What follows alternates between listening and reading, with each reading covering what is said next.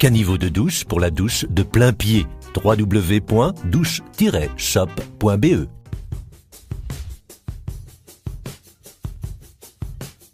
Je m'apprête à installer une douche à l'italienne. C'est moderne, à la mode, facile à entretenir et pratique pour y entrer et sortir. Même si c'est un travail conséquent, vous pouvez le réaliser vous-même, à condition de bien vous préparer et de veiller à l'une ou l'autre chose en particulier. Pour une douche à l'italienne, il faut que les parois et le sol forment un ensemble étanche. C'est pourquoi je commence par appliquer ce coating. J'ajoute une protection supplémentaire dans les coins et autour des arrivées pour les tuyaux afin de m'assurer que ces endroits plus sensibles soient bien étanches.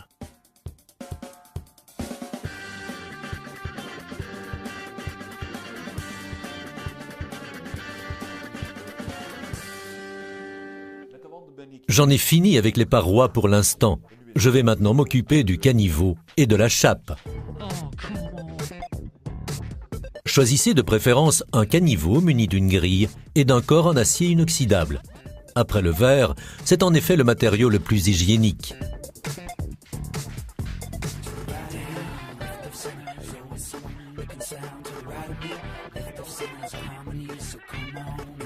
Bien entendu, la longueur du caniveau dépend de la grandeur de la douche.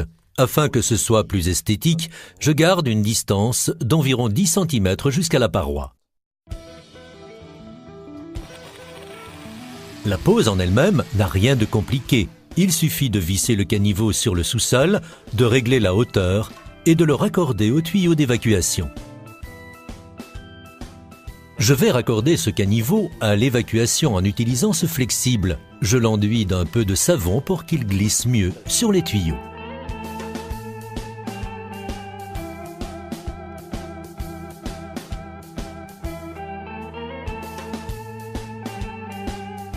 Voilà, le caniveau est à l'horizontale.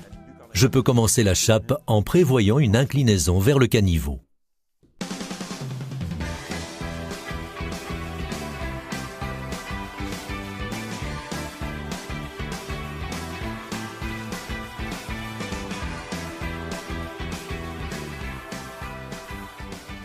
Si je respecte une inclinaison du sol de 1 cm par mètre en direction du caniveau, l'évacuation de l'eau ne posera pas de problème.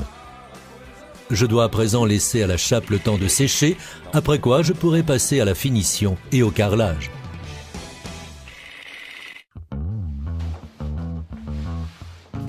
La chape a maintenant suffisamment durci. Je vais pouvoir poser ma membrane d'étanchéité en commençant par faire une découpe de la taille de mon caniveau. Cette membrane fera de la douche à l'italienne un bac étanche. Je vais la coller sur la chape en utilisant la même colle que celle qui va me servir tout à l'heure. Je veille à bien peigner la colle. Pour coller la membrane, j'utilise un kit polymère. Comme vous le voyez, le caniveau est muni d'un cadre d'encollage spécialement prévu à cet effet.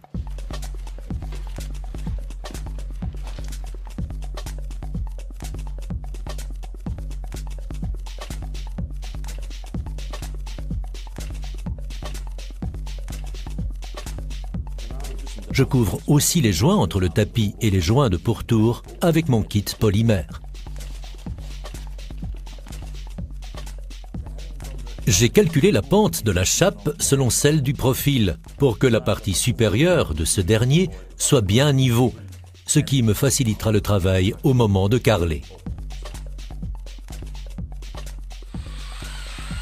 Une fois tous les profils en place, j'entame le carrelage du sol.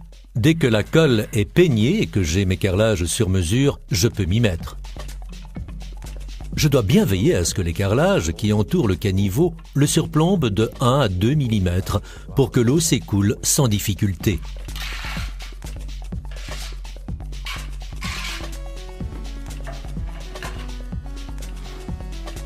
Je pose les carrelages en pratiquant un joint de 2 mm.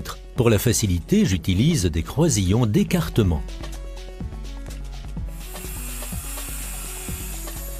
Lorsque la colle ressort, j'utilise une masse en caoutchouc pour aligner tous les carrelages. Une fois que la paroi est carrelée, je peux faire les joints dès le lendemain. Pour bien faire entrer le produit dans les joints, je le fais en diagonale.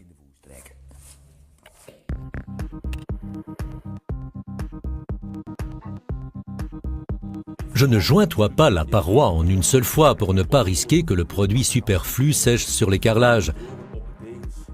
Je veille donc à les nettoyer à temps. Un bon conseil lors du nettoyage des parois, pensez à utiliser 2 seaux, un d'eau claire et l'autre pour rincer votre éponge. N'ayez pas peur de répéter l'opération plusieurs fois en passant d'abord avec l'éponge, puis avec un chiffon sec jusqu'à ce que le voile de ciment disparaisse. Si vous ne parvenez pas à l'ôter entièrement, utilisez un dissolvant spécifique, allongé d'eau. Vous pouvez commencer à mastiquer dès que les joints sont secs. Je ne peux pas utiliser un mortier ordinaire pour ce joint entre les carrelages et le profil en inoxydable. Il n'adhérerait pas à l'inox. En revanche, un kit polymère fera très bien l'affaire.